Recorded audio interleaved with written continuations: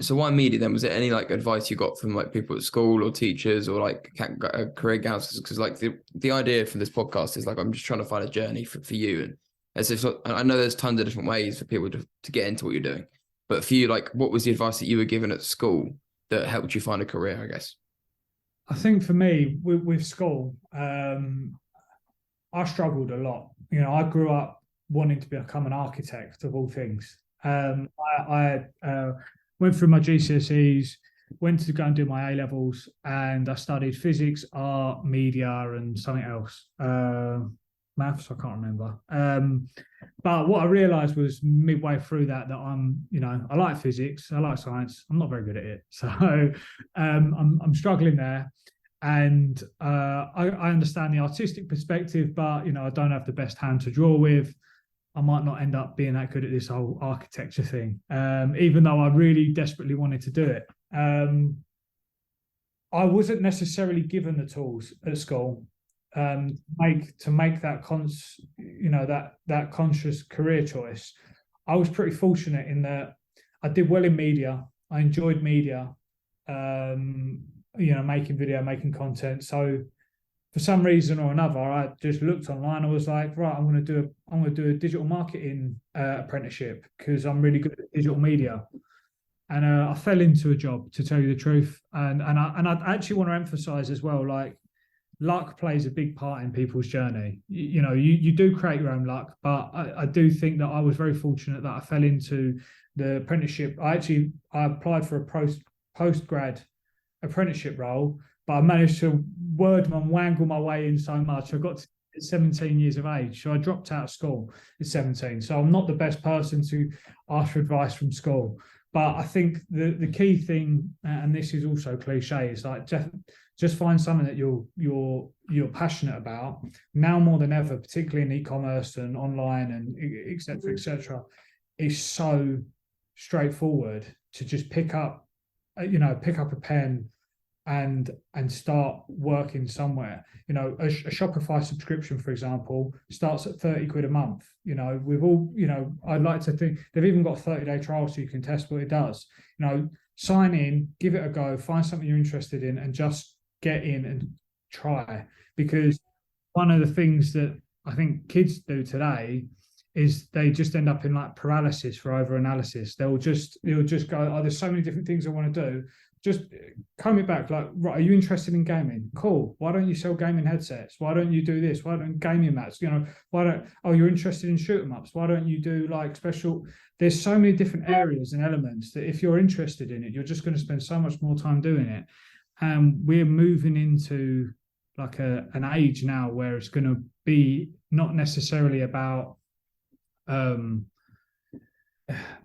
the majority of the workforce are going to be a skilled workforce. That element of kind of just going to school and doing a 9 to 5 job the rest of your life isn't really going to be the case. I think people are going to have to add a lot more value now, especially with like AI and stuff coming along.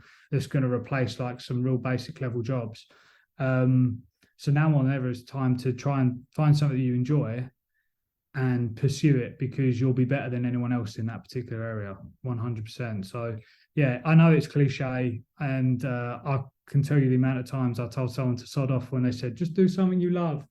But everyone has passions. If you're probably watching this podcast, you might have some sort of passion for cars. So follow that. There's so many different things to do. One of my good friends, Alex, he started off cleaning cars at the age of 13. He's now got he's got a business worth hundreds of thousands of pounds, running his own detailing business. And all he did was offered his neighbours, can I clean your car? And then he moved to the next one, can I clean your Everyone can clean someone's car if you learn. You've got YouTube, you've got more resources now more than ever. I think now more than at any age, we've got less excuses to go out there and say, I can't do that or I can do that. I think it's quite easy to do so. But yeah, to answer your question in a long way, find what you like, research on it, understand the market, make notes, and just start, because it's easier now more than ever to start something for free. As long as you've got like a broadband connection or an internet connection, you're pretty much all right.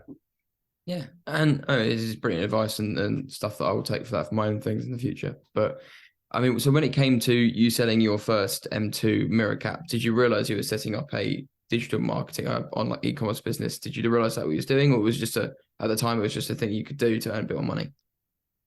No, I had no idea, to tell you the truth. I didn't really know what I was getting myself in for.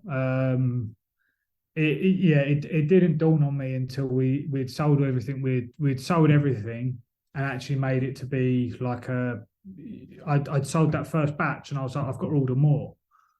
Oh, do I order more than what I ordered last? And then I was like, oh right, okay, no. So this is gonna, I'm gonna have to start paying tax or something. Oh God, right. What about? And it all started to then come together. Then go right. I actually do need to. This is gonna maybe be something. And I enlisted the help of my brother to help me wrap the. I was wrapping. This explains how much I didn't know what I was doing. Every order that went out, I was literally wrapping them like a Christmas present. I'd put them in a box and I'd wrap them up like a Christmas present, and then put a string around them and then send them along to try and like make sure they got there safely.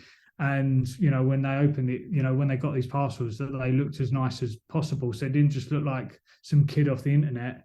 Had sent it over to them. So yeah, I didn't really have a clue what we was doing. It just sort of happened. And I think that's the way a lot of businesses start, definitely bootstrap ones.